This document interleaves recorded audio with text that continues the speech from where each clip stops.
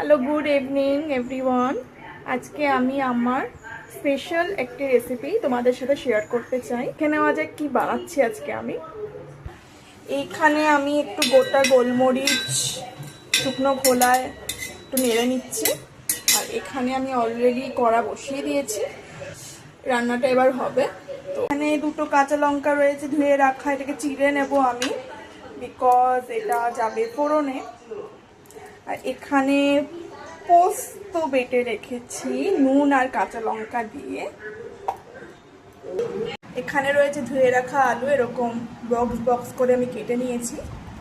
So বুঝতেই পারছো কি হতে চলেছে। ইয়েস, আলু পোস্ত, বাট সেটা আমার মতো করে।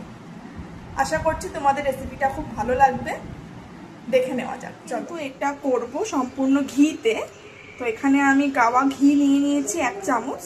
চাইলে তোমরা তোমাদের মতো বেশিও দিতে পারো, তবে আমি 1 চামচই করব। ঘিটা অলরেডি গরম আছে এবং তার মধ্যে আমি জিরে আর কাঁচা লঙ্কা দিয়ে দিয়েছি। গ্যাসটাকে অফ করেই দিয়েছি, কারণ যেহেতু আমার পাত্রটা একটু পাতলা, যাতে পুড়ে না যায়।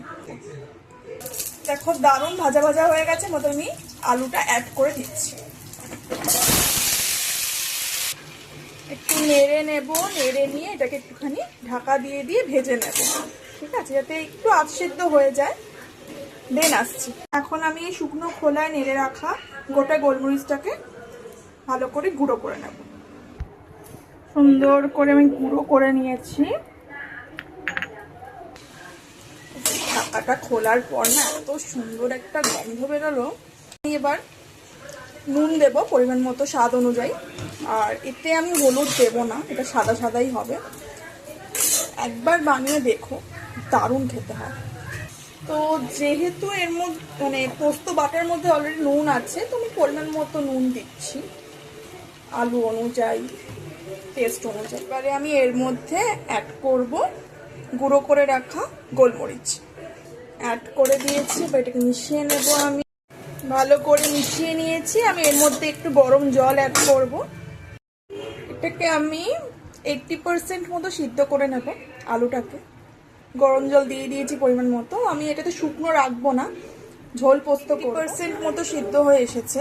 এর মধ্যে আমি বেটে রাখা পোস্ত দিয়ে দেব। দিয়ে দিলাম। এটাকে আমি মিশিয়ে নেব ভালো করে। ভালো করে এটাকে সিদ্ধ করে নিয়ে দেন নামানোর সময় অল্প একটু ঘি, না দিলেও চলে, আমি একটু দেবো, অল্প একটু ঘি আর গোলমরিচ দিয়ে নামিয়ে ফেলবো।